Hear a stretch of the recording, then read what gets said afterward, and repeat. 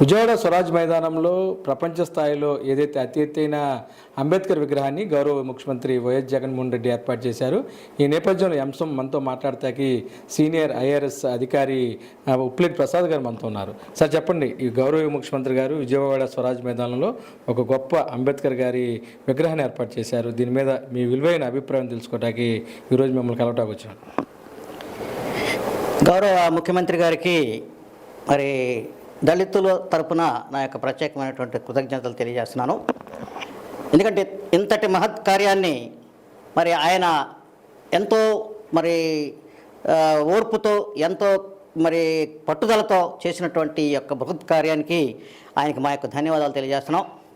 ఎందుకంటే ఒక మహనీయుడి యొక్క విగ్రహాన్ని ఒక చరిత్ర కలిగినటువంటి విజయవాడ నగరంలో, అది కాకుండా మరి నడుబొడ్డులో ఉన్నటువంటి పీడబ్ల్యూడీ గ్రౌండ్స్లో చేసినటువంటి యొక్క విగ్రహ నిర్మాణం, అలాగే దానికి పేరు మార్చి మరి చేయటం, సమత మరి సాధికారత సాధించేటట్లుగా ఆ దిశలో అడుగులు వేయటానికి మరి అంబేద్కర్ గారు చూపినటువంటి మార్గంలో, ఆయన యొక్క ఆశయాల సాధనలో మరి ఆయన చూపినటువంటి చొరవ కానీ, ఆయన చేసినటువంటి మరి పట్టుదలతో చేసినటువంటి కృషికి కానీ మేము ఆయనకి ప్రత్యేకమైన ధన్యవాదాలు తెలియజేస్తూ, మరి అంబేద్కర్ గారు ఇవాళ ప్రపంచానికి ఆదర్శనీయమైనటువంటి నాయకుడు.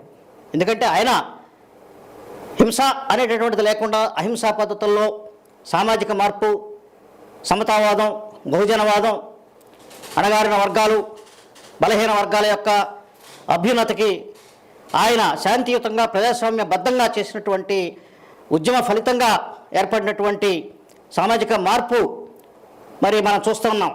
అనేక మంది జీవితాల్లో వెలుగును తీసుకొచ్చారు ఆయన. ఆయన అనేక తరాలకి మార్గదర్శకంగా నిలిచారు.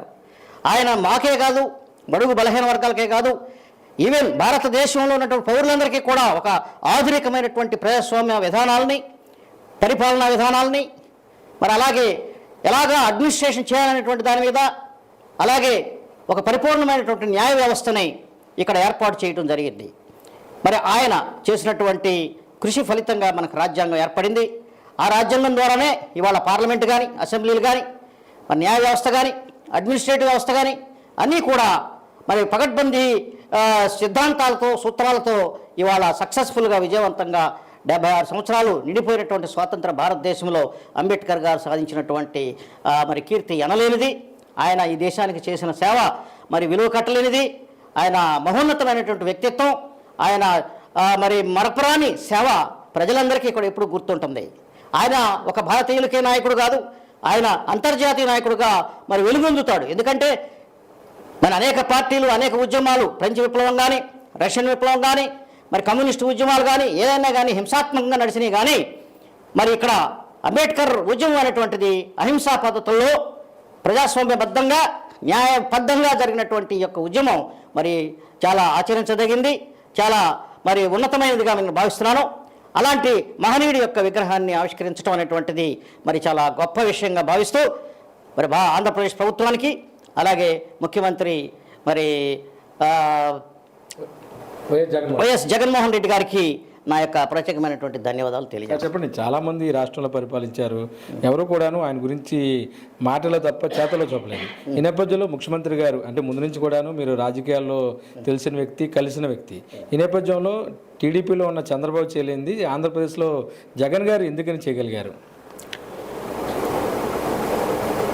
అంటే ఇది యాక్చువల్గా చాలామంది నాయకుల్లో అంబేద్కర్ గారి యొక్క సిద్ధాంతం చాలామంది నాయకులకు తెలియదండి. ఇవాళ చంద్రబాబు నాయుడు గారికి కూడా 14 సంవత్సరాలు ఈ రాష్ట్రాన్ని పరిపాలించారు. అలాగే ఇంకో 15 సంవత్సరాలు ప్రతిపక్ష నాయకుడిగా ఉన్నారు. మరి దాదాపు 30 సంవత్సరాల ఆయన యొక్క ఉన్నతమైన రాజకీయ జీవితంలో ఆయన ఎంతో మరి మన్ననలు పొందినటువంటి నాయకుడే. కానీ అంబేద్కర్ సిద్ధాంతాన్ని అర్థం చేసుకోవడంలో ఆయన పూర్తిగా విఫలమయ్యారని నా అభిప్రాయం. ఎందుకంటే ఆయన దళితుల పట్ల కానీ, మైనారిటీల పట్ల కానీ, బడుగు బలహీన వర్గాల పట్ల కానీ ఒక విధానం అంటూ లేనటువంటి ఒక నాయకుడుగానే మిగిలిపోయారు తప్ప ఆయన ఒక మాస్ లీడర్గా ఎప్పుడు కూడా ఎదగలేదు అనేటటువంటిది నిర్వివాదాంశం. ఎందుకంటే ఒక మాస్ లీడర్ అవ్వాలంటే ఈ మాస్ యొక్క ప్రజల యొక్క ప్రయోజనాలను కాపాడేవాడే మాస్ నాయకుడు అవుతాడు తప్ప తప్పకుండా ఆయన ఏదైతే చంద్రబాబు నాయుడు గారు విఫలమయ్యారో దానికి విరుద్ధమైనటువంటి సిద్ధాంతాలని జగన్మోహన్ రెడ్డి గారు తీసుకుని ముందుకెళ్ళటం ద్వారా ఆయన ఒక మాస్ లీడర్గా ఎదగగలిగాడు అనేటటువంటిది నా యొక్క అభిప్రాయం. ఎందుకంటే ఆయన మొట్టమొదటి నుంచి కూడా చెప్పేది దళితులు, మైనారిటీలు, బలహీన వర్గాలు అభ్యున్నతికి నేను కృషి చేస్తున్నానని చెప్పి చెప్పడం అనేటువంటిది జరిగింది. అయితే ఆచరణలో కొన్ని లోపాలు అనేటువంటివి జరుగుతున్నాయి ఆయన విషయంలో కూడా. బట్ కొంత బెటర్గా కనిపిస్తున్నాడు మాకు. ఓకే ఓకే కొంత మనం దళితుల విషయంలో కానీ, మైనారిటీల విషయంలో కానీ, బలహీన వర్గాల విషయంలో కానీ ఆయన తెలుగుదేశం పార్టీ కంటే భిన్నమైనటువంటి విధానాలను తీసుకుని మరి కొంత అనుకూలమైనటువంటి విధానాలని ప్రోత్సహించడం, అమలు చేయడం ద్వారా వాళ్ళకి దగ్గర అవడం జరిగింది. అందువల్ల తెలుగుదేశానికి ఓటు బ్యాంక్ పెరగటం లేదు. మరి జగన్మోహన్ రెడ్డి గారి ఓట్ బ్యాంక్ ఎప్పుడు స్థిరంగా అలాగే ఉండిపోయింది అనేటువంటిది అనేక సర్వేల్లో మరి తేటతెల్లమైంది. సరే ఇంకోటి చెప్పండి, మొత్తమే కూడాను ఆ రోజు ప్రారంభోత్సవం చూసినట్లయితే నవ్వుతోని భవిష్యత్తులాగా గౌరవ ముఖ్యమంత్రి ఆధ్వర్యంలో ఒక కార్యక్రమం నిర్వహించారు. అంతర్జాతీయ స్థాయిలో కూడా మీకు పరిచయాలు ఉన్నాయి. ఎలా ఉంది సార్ ఫీడ్బ్యాక్? అద్భుతమైన ఫీడ్బ్యాక్ ఉందండి. నేను పర్సనల్గా చాలా సంతోషంగా ఉన్నాను. అలాగే మా దళిత సంఘాలన్నీ కూడా చాలా చాలా సంతోషంగా ఆనందదాయకంలో మునిగిపోయారు.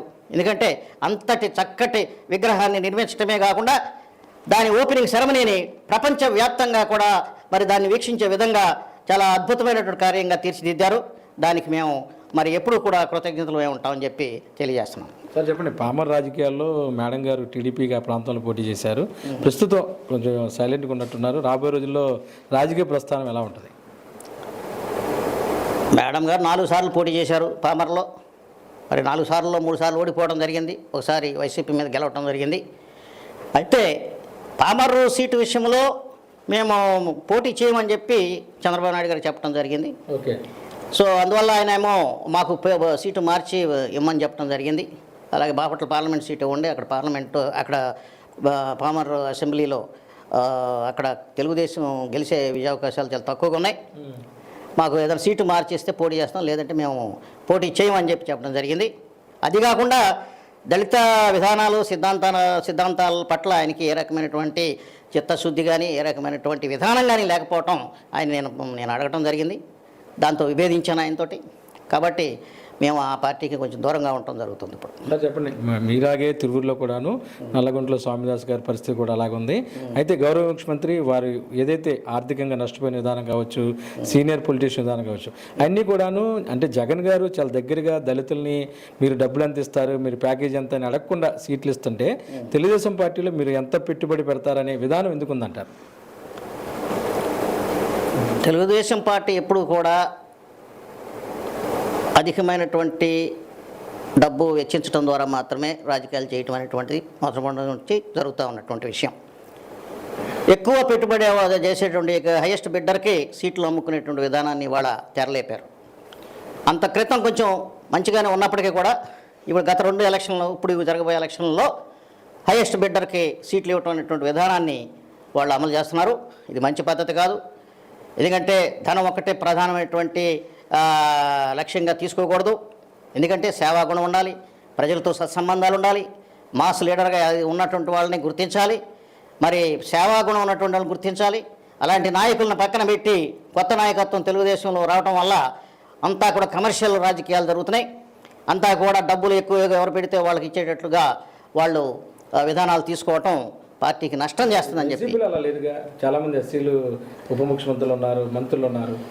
వైసీపీ విషయాలు నాకు తెలియదండి. నేను ఎందుకంటే వైసీపీలో ఇంతవరకు చేరలేదు కాబట్టి వైసీపీలో ఏం జరుగుతుంది అనేటువంటిది నాకు తెలియదు. కాబట్టి నేను దాని మీద పెద్దగా నేను స్పందించలేను. కానీ టీడీపీ విషయంలో ఈసారి తప్పకుండా హైయెస్ట్ బిడ్డర్కే సీట్లు ఇస్తున్నారు అనేటువంటిది పత్రికా ముఖంగా కానీ, సోషల్ మీడియా ముఖంగా కానీ అన్ని విధాలుగా కూడా మనం తెలుసుకుంటున్నాం. అందరూ మాట్లాడుకుంటున్నారు. అది మరి ప్రకటించడం జరిగిపోయింది. కాబట్టి ఎవరు ఎక్కువ ఇస్తే వాళ్ళకే సీటు అనేటువంటి విషయంలో చేస్తున్నారు. మా విషయంలో డబ్బులు అడిగితే కాదు, మా విషయంలో నాకు ఇష్టం లేదు అక్కడ సీటు. అది ఓడిపోయే సీటు. అది దళితులకి అనుకూలంగా ఉన్న సీటు, వైసీపీ అనుకూలమైన సీటు. కాబట్టి అది మాకు వద్దు. ఇప్పుడు 3 సార్లు ఓడిపోయాం, నష్టపోయాం.